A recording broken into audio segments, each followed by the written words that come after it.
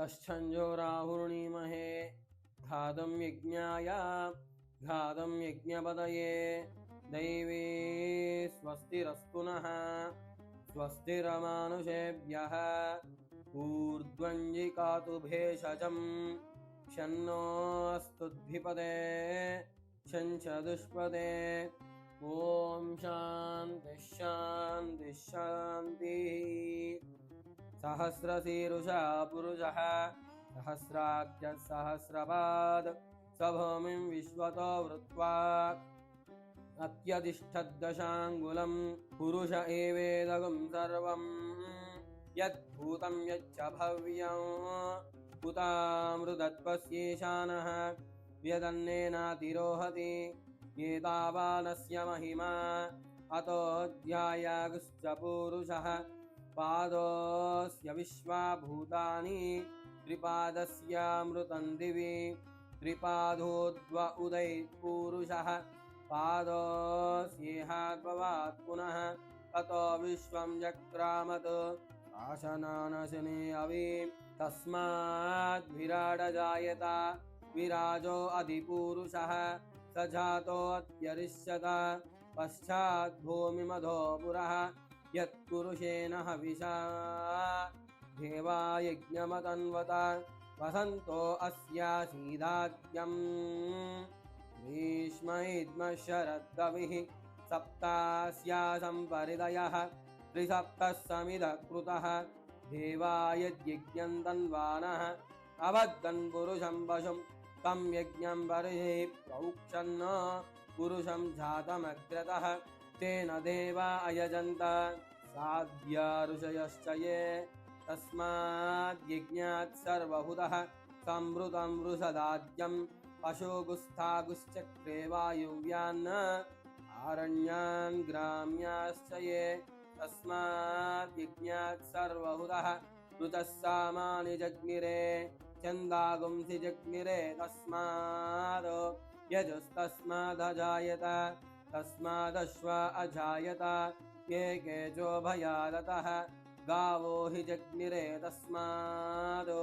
तस्माज्झाता अजावयः यत्पुरुषं यददुः अधिदावकल्पयन् मुखं किमस्य कौ बाहु बाहुरूपादा उच्चयते ब्राह्मणस्य मुखमासीत् बाहुराजन्यकृतः ऊरूतस्य द्वैष्यः पद्यागं शूद्रो अजायत चन्द्रमा मनसो जातः चक्षुः सूर्यो अजायत मुखादिन्द्रश्चाग्निश्च प्राणाद्वायुरजायत नाभ्या आसीदन्तरिक्षं शीर्ष्ण्योजौ समवर्तत पभ्यां भूमिन्द्रश्चोत्रात् तदा लोकागम् अकल्पयन् वेदाहमेतं पुरुषं महान्तम् आदित्यवर्णं तमसस्तु पारे सर्वाणि रूपाणि विचित्य धीरः नामानि कृत्वाभिधन्यदास्ते धाता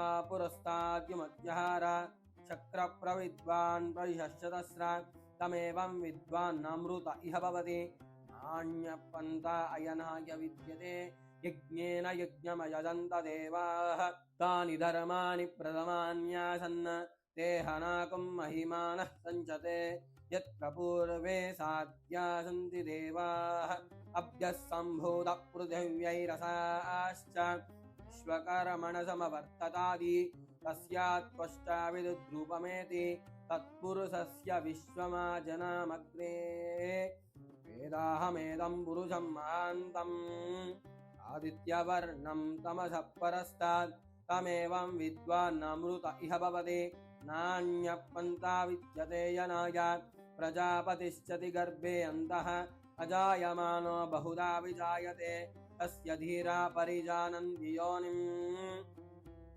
मरीचीनां पदामिश्चन्ति वेदसः यो देवेभ्यो आदपदे यो देवानां पुरोहितः पूर्वो यो देवेभ्यो जातः नमो रुचाय ब्रह्मये रुचं ब्रह्मं जनयन्तः देवा अग्रे तदब्रवन् यस्वैवं ब्राह्मणो विद्यत तस्य देवा असन्वसे हिष्यते लक्ष्मीश्च पत्न्यो अहोरात्रे पार्श्वे नक्षत्राणि रूपम् अश्विनौ व्याप्तम् इष्टं मनिषान अमुं मनिषान सर्वं मनिषान तश्चञ्जोरावृणीमहे घातुं यज्ञाय घातुं यज्ञपतये दैवे स्वस्तिरस्तु नः स्वस्तिरमानुषेभ्यः ऊर्ध्वञ्जिकात भेषजं शन्नोऽस्तुद्विपदे चञ्चदुष्पदे ॐ शान्ति शान्ति शान्तिः। नारायणाय विद्महे वासुदेवाय धीमहि तन्नो विष्णु प्रचोदयात् महादेव्यै च विद्महे विष्णुपत्नी च धीमहि तन्नो लक्ष्मी प्रचोदयात्। समस्तपरिवाराय सर्वदिव्यमङ्गलविग्रहाय श्रीमते नारायणाय नमः। ॐ नमो वेङ्कटेशाय। वेङ्कटेशसमस्थानं ब्रह्माण्डे नास्ति किञ्चन वेङ्कटेश ततो देवो न भूतो न भविष्यति। ॐ नमो नारायणाय। जय श्रीमन्नारायण। शान्ताकारं भुजगशयनं पद्मनाभं सुरेशं विश्वाकारं गगनसदृशं मेघवर्णं शुभाङ्गं लक्ष्मीकान्तं कमलनयनं योगिहृद्यानगम्यं वन्दे विष्णुं भवभयहरं सर्वलोकैकनाथम्।